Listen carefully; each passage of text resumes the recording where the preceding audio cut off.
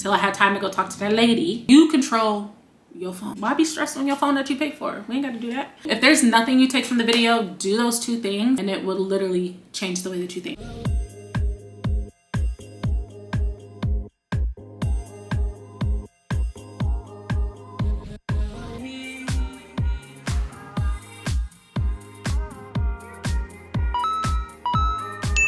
Hi guys, welcome back to my channel. My name is Bree. I share all things in life, wellness, and productivity. Today we're going to be heading into the next video in our 7 things series, and that are 7 things that I actually do to glow up. If you've been feeling stuck or like you've been doing the same thing over and over and you're just not making any improvement, this is going to be the video for you. This is a video that I wish that I had when I started my glow up journey. I feel like a lot of times when you hear the word glow ups, then we were talking about outward appearance, but these are 7 things that actually changed the way that I move through life and through business. So if you want to know what those 7 things are, then let's head right into the video. I want to preface this by saying I don't have it all figured out. I'm still at the beginning of my journey, but these are the 7 things that I feel like have made the most impact on my life within probably the last 6 months, but really in the last 45 days. I'm not gonna hold you. I feel like a completely different person than I was in December than I do now. And I feel like it's because I'm consistently doing these 7 things, so I wanted to share those with you. Head to number 1, and the first thing was I did a social media audit. I went through and I looked through all of my following, and if there was just anything that I was not vibing with, anything that I just wasn't enjoying, things that I felt like made me feel some type of way, I just immediately unfollowed. I think it's very important to note that people are just sharing their lives, and if you feel some type of way about them sharing their lives and the way that they're doing it, that says more about you. So when I got to those pages or those people who made me feel some type of way, that was something that I needed to look at internally and figure out why I was feeling that way. In the meantime, till I had time to go talk to that lady, I unfollowed them. I just removed it from my space. And that is something that we all control. You control your phone, okay? If you pay that bill, you control that phone. So you can control who calling it, who texting it, and what you see on it. That's all up to you. Do that social media audit. If you're not enjoying any type of content on there, get rid of it. Why be stressed on your phone that you pay for? We ain't got to do that. And that leads me into step number 2. That is to follow people you actually enjoy. For me, in the season that I'm in, I wanted to follow people who talk about mindset growth, who talk about how to 10x their business, how to grow a business, how to grow a personal brand. I'm also started watching some anime shows, so I like to see people talking about different shows. It gives me things to look forward to in the future, shows to watch. Anything that makes me feel happy and inspired, that is who I want to see on my page. For me, Efnan Khalifa, love her down. Anytime she pops up on my page, I watch her video and then I'm like, you know what? Let me go do something to push forward my business. That's the type of content that I want to see. I want to see content that inspires me to grow and be the best version of myself, not any that I'm like, if I'm making that face when I'm looking at the content, it gotta go. What you consume will shape what you believe. If you feel like you're in a space where you just have been thinking so many negative thoughts or just things that are not pushing you in the right direction, remove them and find some that are. Make sure everything that you are consuming is pushing you in the direction that you want to go. And let's head on to tip number 3, and that is I became very selective about the podcast that I was listening to. Now I'm gonna be honest, I am a podcast hater. I want them to stop selling mics. I want them to ban people's access to making new podcasts. But that is because I was consuming the wrong type of podcast. Like every time I was getting on social media, I was seeing 50-50 conversations. Whose plate do you fix first? If the husband and the child are dying, I'm tired of hearing it. I don't want to talk about it. I don't want to think about it. That ain't got nothing to do with me. So I became very selective about the podcasts that I'm consuming. I don't have to listen to the ones that I don't like. I can unfollow those pages. I can block them. If somebody sends me, listen to this, that's not really for me.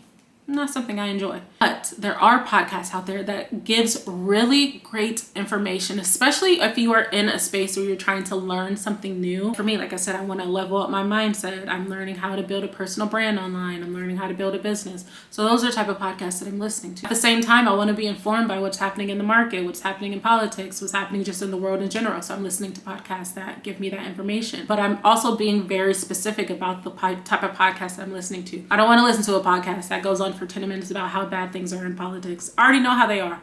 I don't need that. Just give me the bullet points, what's happening, so that I know what's going on. Be selective about all of the media that you're consuming and use the information that is out there to better yourself. There are so many podcasts out there, and there's a good section of them that are offering very tangible information, tangible knowledge, very educational stuff that we all need. Find that information and find something that has value to where you want to go in life. And I found my core ones. If you want to know what type of podcast that I'm typically listen to every week, make sure you subscribe to my Substack, because the Tuesday edit, I always share what podcasts I'm listening to for the week. I am no longer a podcast hater. I really enjoy some of them now. So let's go ahead and head into tip number 4. And this is probably my favorite thing. And I started reading again. This is something I started over the last few years. I really was heavy into the self-help books, and sometimes I wouldn't finish them just because I wasn't mentally in the space to receive that information. So then I moved over into reading romance, and I was finishing books left and right, and I realized how much I enjoyed reading. It's important that you find things that you like, whether that's romance, whether that's thriller, whether it's historical fiction. I absolutely love historical fiction. There's just so many different things out there. Find what you like, but reading is so important. I feel like especially in today's age where we spend so much time on our phone, taking a break and opening a book and reading it helps build your imagination, your critical thinking, and it gives you the ability to focus. All of these are things that we desperately need right now. I haven't in a while pick up a book. I know reading can be a very expensive hobby. Get a library card. I will say it until I'm blue in the face. Get a library card.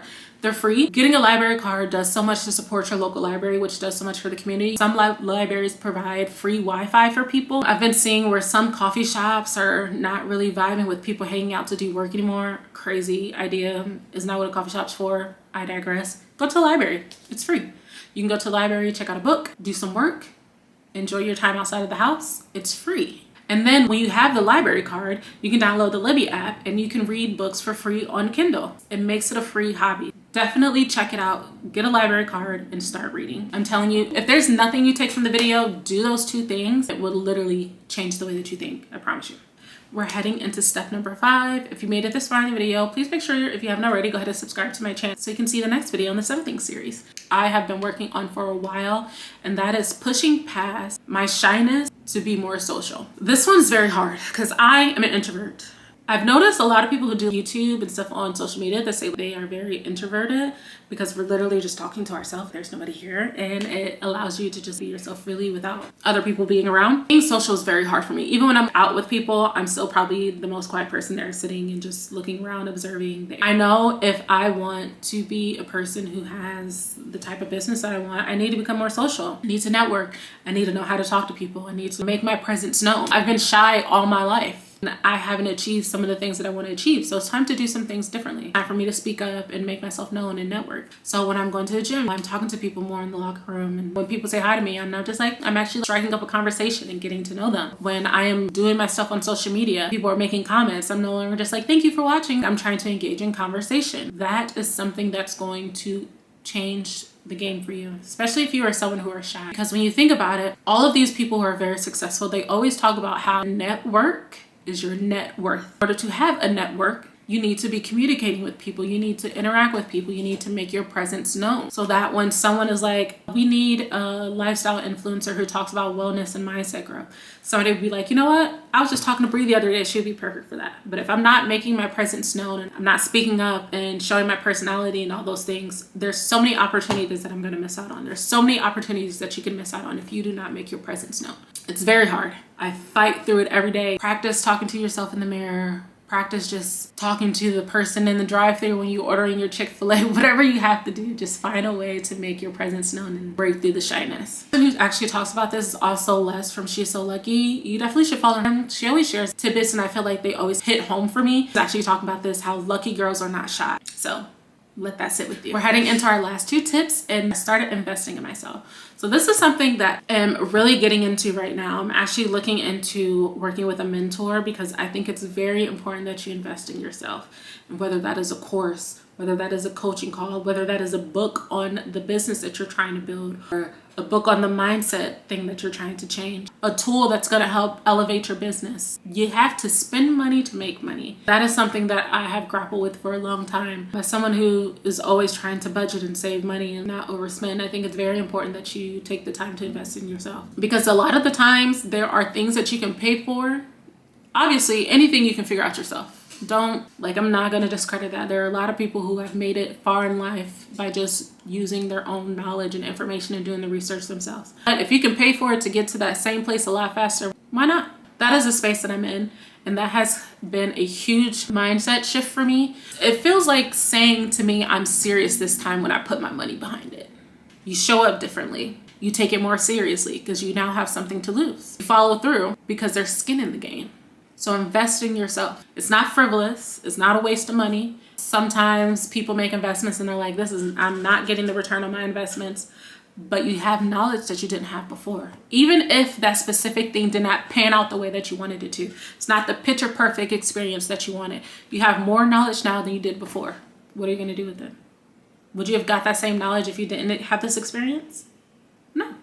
One of the highest returns you can ever have is the investments you make in yourself. And that leads us to our final tip, and that is to celebrate the small wins. Track your goals and celebrate the small wins. When I am making my weekly to-do list, when I'm checking those things off, I'm celebrating those little wins because I push myself to do it. I'm so close to hitting 1K subscribers here on YouTube. When I hit that, it's not a lot. 1K is not a lot to some people. There are people out there who have 50, 100K, million K subscribers. But for me, that's been a goal for me for a long time. So when I finally hit it, I am going to celebrate. Those little wins build momentum. Progress compounds and small wins build momentum. You are seeing evidence. When you celebrate those small wins, when you highlight those things, you are seeing evidence that you're moving in the right direction. When you say, I'm going to go to the gym every day for the next month, and you hit the 4th week, celebrate. You did it. Pat yourself on the back. You should be proud. You did the thing that you said you're going to do. Those 4 weeks are going to motivate you to go ahead and do the next 4 weeks. You've built that discipline over the last month, so now you're ready to head into month 2. Month 6 rolls around, you'll have the body that you've been working for. Those small wins build momentum. Seeing the evidence that you're moving in the right direction, even if it's slow movement, it's what's going to keep you going. It's what's going to make you feel like it's all for something instead of for nothing. So track it. I picked up this tip from Les at She's So Lucky podcast, one of those podcasts that I love too. I've referred to her multiple times now. It's a lucky log. So I have a lucky log in my notes. I have a mini win log in my book. So anytime I have little mini wins, completed all my tasks today. I filmed all of my YouTube videos. I just had a YouTube video hit 100 views. I haven't done that in a while. I put that in my win. Lucky log, anything additional lucky that happened. I applied to a campaign, I didn't get it, but a brand reached out to me for another one. That's a lucky log. I'm putting in the effort. People are seeing those things that I'm doing. So I'm getting those small wins that are pushing me forward and showing me that I'm moving in the right direction. So just track it, acknowledge it, give yourself credit because you are doing a lot more than you think. So those are the 7 things. None of them are magic. None of them happened overnight. But they're real and they work because I've done them and I continue to do them every day, every week. I'm doing these things. If even just one thing on this list inspires you or hits home for you, just start with that one thing. You don't have to overhaul your whole life. Pick one thing and go. If this video has helped you at all, drop a comment below. Let me know which one of these tips you'll be starting with. And if you haven't already, make sure you go ahead and subscribe, like this video so that I know you are enjoying it. So make sure you subscribe so you can come back next week for the next video in the series. And I will see you guys in my next video. On hardwood floors, across the floor.